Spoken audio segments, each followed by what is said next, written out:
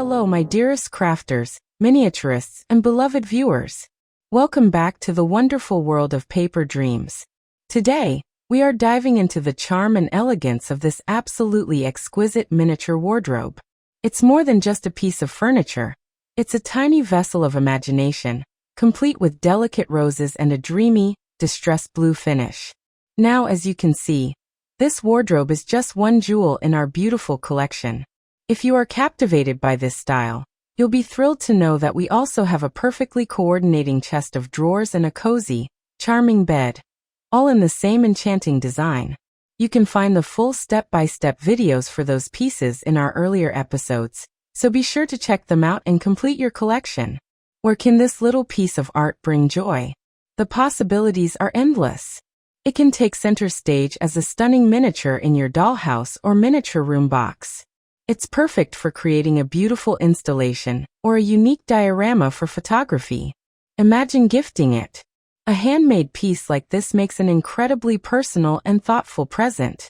And of course, the process of creating it is its own reward. It's a wonderfully relaxing and mindful hobby. A true form of art therapy that allows you to disconnect from the noise and focus on something beautiful. You could even use it as a decorative element in scrapbooking, or as a whimsical prop for displaying tiny jewelry. To join me in this creative adventure, you'll need just a few simple things.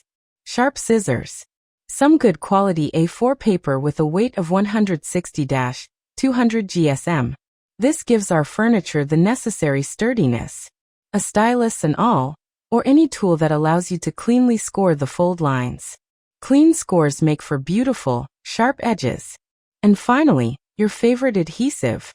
I swear by silicone glue because it sets fast enough to hold the piece together, yet gives you those crucial few seconds to nudge and adjust your components for a perfect fit. Now let's talk about the little details that make a big difference. If you plan to open and close your tiny wardrobe door frequently, as one does with a cherished miniature, we need to talk about the paper latch. Since it's made of paper, it can inevitably fray or weaken over time. To prevent this, I highly recommend strengthening it. Take a thin layer of glue, the same silicone glue works perfectly, and gently apply it over the latch piece. This creates a protective, durable coating. The crucial step here is patience. You must wait for it to dry completely before assembly to avoid any sticky mishaps or door jamming. If you prefer a different closure, maybe because you don't want to cut a tiny slot in the wardrobe side panel, no problem. You can easily substitute the paper latch with a small piece of Velcro, a miniature magnet, or let your imagination run wild and invent your own unique closing mechanism. You know, there's a funny thing about being a crafter. We spend hours meticulously measuring, cutting, and gluing the tiniest details. We create these perfect, beautiful worlds. Yet our own crafting tables often look like a beautiful, organized disaster area. But that chaos is the fertile ground where beauty is born, isn't it?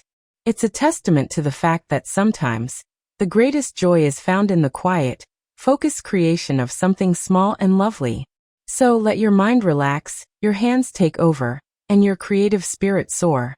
I wish you all happy crafting, immense joy in the process, and may your tiny creations always be perfect. See you in the next video.